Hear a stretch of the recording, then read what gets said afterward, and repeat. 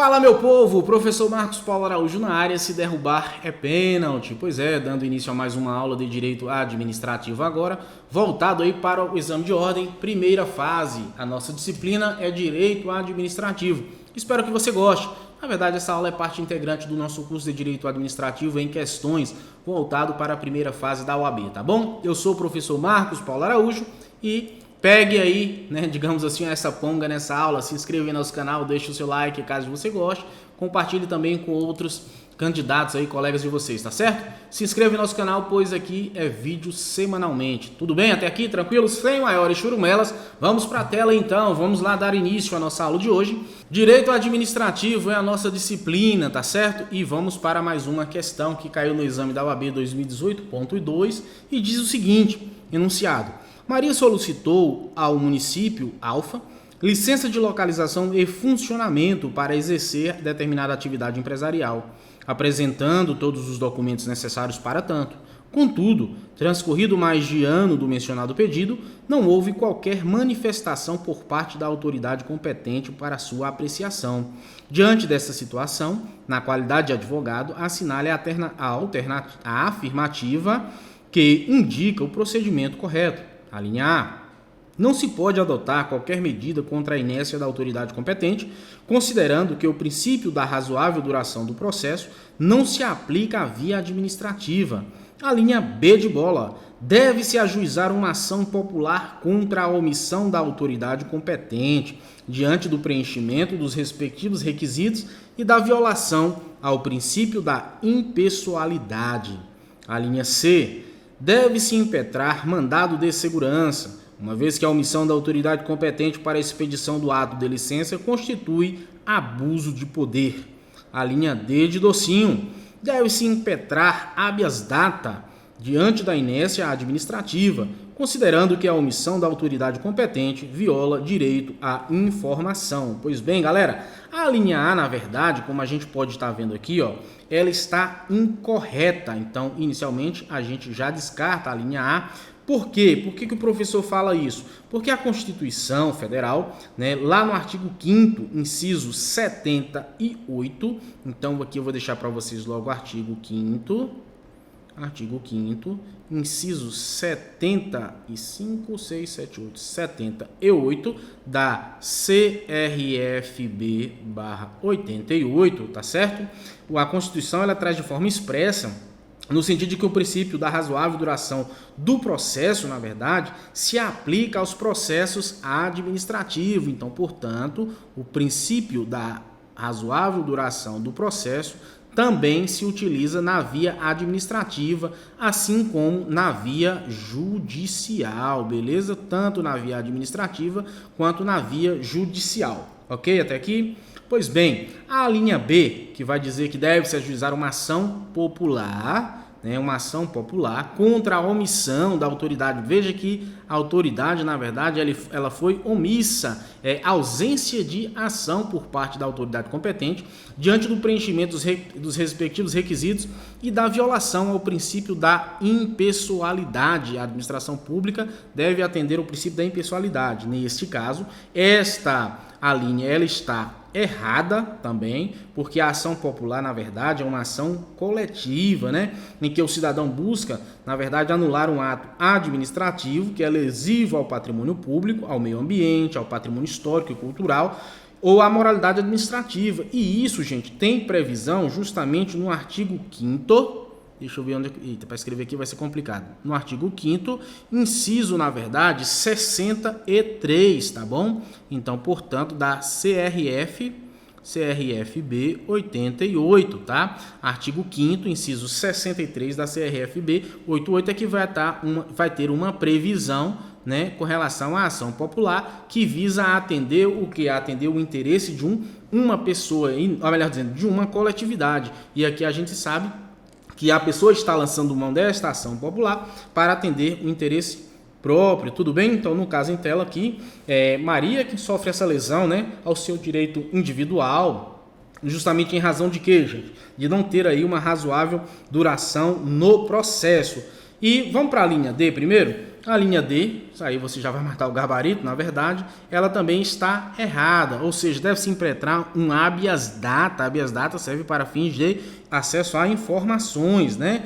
Ou seja, o habeas data a gente deve impetrá-lo, na verdade, né, para conhecimento ou retificação de uma informação. E isso tem previsão no artigo 5º, deixa eu escrever bacaninha, artigo 5º, inciso 72 também da CRFB 88, tá certo? Então, portanto, o habeas data tem como objetivo fazer o quê? Retificar essas informações, né, que constam aí desses bancos de dados públicos, né? Porém, no que diz respeito aqui no caso da nossa questão, no que diz respeito a Maria. Então, portanto, está incorreta a linha D de dado. A linha correta, o gabarito da nossa questão aqui, gente, é a linha C. Maria deve impetrar um mandado de segurança, o MS, né, uma vez que a omissão da autoridade competente para a expedição do ato, né, na verdade, esse ato aí, a expedição dessa licença, né, a sua morosidade, constitui um abuso de poder. Então, tem a previsão no artigo 5º, tudo lá no artigo 5º da Constituição, olha só, artigo 5º, incisos 50, 78, tá? A previsão do mandado de segurança da CRFB/88. Tudo tranquilo até aqui, 100%, sem maiores churumelas. Vamos então para a próxima questão. Olha só, o AB 2015.2, que diz o seguinte: o Estado X publicou o edital de concurso público de provas e títulos para o cargo de analista administrativo. O edital prevê a realização de uma primeira fase, com questões objetivas, e de uma segunda fase com questões discursivas, e que os 100 primeiros candidatos aí, né, mais bem classificados na primeira fase avançariam para a realização da segunda fase. No entanto, após a divulgação dos resultados da primeira fase, é publicado que o edital complementar, estabelecendo que 200 candidatos mais bem classificados avançariam à segunda fase e prevendo uma nova forma de composição da pontuação global. Nesse caso, a linha A. A alteração não é válida por ofensa ao princípio da impessoalidade, advindo da adoção de novos critérios de pontuação e da ampliação do número de candidatos na segunda fase. A linha B. A alteração ela é válida, pois a aprovação de mais candidatos na primeira fase não gera prejuízo aos candidatos e ainda permite que mais interessados realizem a prova de segunda fase. A linha C. A alteração não é válida, porque o edital de um concurso público não pode conter cláusulas ambíguas. A linha D de dado. A alteração é válida, pois foi observada a exigência de provimento dos cargos mediante concurso público de provas e títulos. Então, veja bem, aqui nós temos a seguinte hipótese.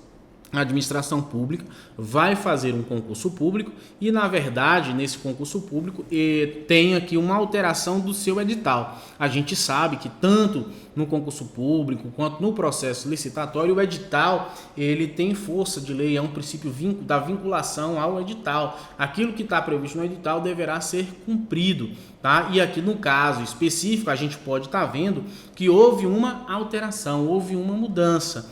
Então, por conta disso, pode ou não pode, a administração estar ampliando esse leque, alterando o edital do certame. Vamos ver então o gabarito da questão, como é que vai ficar. Nesse caso específico aqui, eu vou começar de trás para frente, tá, gente? Me permita aí. A linha D de dado, ela vai estar incorreta, né? Porque, na verdade, não há uma violação ao princípio da impessoalidade, da moralidade, né? No que diz respeito a essa alteração aqui. Então, a alteração, ela é válida? Na verdade, ela não é válida, tá certo? A linha C, por sua vez, também, ela está incorreta, né? A alteração não é válida, porque o edital de um concurso público não pode conter cláusulas ambíguas. Aqui, no caso, nós não temos cláusulas ambíguas, tá certo? Porque houve uma alteração do edital estabelecendo cláusulas bem claras, né? Em que alterou o número de classificação, era 100, e depois do resultado da primeira fase, colocou o quê? para 200 candidatos, né? Então, portanto, não há que se falar em ambiguidade. Tá bom? Então, a linha C, ela também está errada, né? A linha B, de igual modo, né? Tá errado, porque ela diz que a alteração aqui, ó, errado, tá, gente? Eu marquei o X, a alteração é válida. Na verdade, a alteração não é válida, tá? Pois a aprovação de mais candidatos na primeira fase não gera prejuízo aos candidatos e ainda permite que mais interessados realizem a prova da segunda fase. Essa conduta por parte da administração, ao permitir que mais candidatos aqui, ó, na primeira fase venham a realizar ou a participar, digamos assim, da prova da segunda fase, tá? Isso daqui viola o princípio da impessoalidade no que diz respeito a permitir que outras pessoas, né, pessoas, digamos assim, desonestas, ingressem, o que possibilite esta conduta por parte da administração, talvez venha a dar a entender que esteja ocorrendo um apadrinhamento, tá? Digamos que o meu filho, eu como gestor, simplesmente não passou, meu filho, minha tia, meu primo, enfim, alguém muito próximo, amigo, não passou dentro das 100 primeiras colocações. E aí eu modifico o edital, eu enquanto gestor, para atender ou para abarcar essas pessoas e, consequentemente, lá no futuro, dar uma aprovação. Esse tipo de conduta, ele viola o princípio da impessoalidade. Então, portanto, aqui no nosso caso, em apreço, o gabarito fica sendo a linha A de amor, ok? A alteração, ela não é válida, por ofensa ao princípio da impessoalidade, viola o princípio da impessoalidade, tá certo? E advindo da adoção de novos critérios de pontuação e da ampliação do número de candidatos na segunda fase. Isso faz com que, quando se publica um edital, a gente sabe disso, né, que a gente faz concurso público, então assim, quando se publica um edital, a gente pensa, né, com base naquele edital, se eu vou fazer, se eu não vou fazer, se eu vou me inscrever, se eu não vou me inscrever. Então, portanto, a gente se vincula, se apega àquilo dali. E aí você deixou-se de inscrever pensando, poxa, são 100 vagas, de repente se fossem 200 eu até me inscreveria, 120 eu me inscreveria, você não se inscreveu. Nesse caso específico aqui, entendeu? Como houve uma alteração após o resultado, a administração está errada. E como eu falei, via de regra, nos leva a entender que, na verdade, isso visa atender o interesse de alguma minoria ou violando, assim, o princípio da impessoalidade, que é o que deve observar a administração pública, né? Legalidade, impessoalidade, moralidade, publicidade e eficiência são princípios inerentes à administração pública que estão elencados no artigo 37 da nossa Constituição Federal da República Federativa do Brasil de 1988. Nesse caso, eu espero que você tenha gostado dessa nossa aula de questões voltado para a OAB, né? Exame da primeira fase, tá certo? A gente vai continuar publicando essas aulas aqui e vejo vocês no nosso próximo encontro. Seja muito bem-vindo ao nosso canal, né? Se inscreve aí, deixa o seu like e caso você goste, tenha interesse em adquirir esse nosso curso, é só fazer contato com a gente aqui nos comentários que a gente vai estar entrando em contato com vocês dentro em breve, oferecendo o link e esclarecendo eventuais demandas ou dúvidas. Tudo bem? Forte abraço do professor Marcos Paulo Araújo. Fique com Deus. Rumo à aprovação. Não desista, não. Se inscreve no canal, pois aqui é vídeo a semana inteira. Valeu, fui. Até a próxima.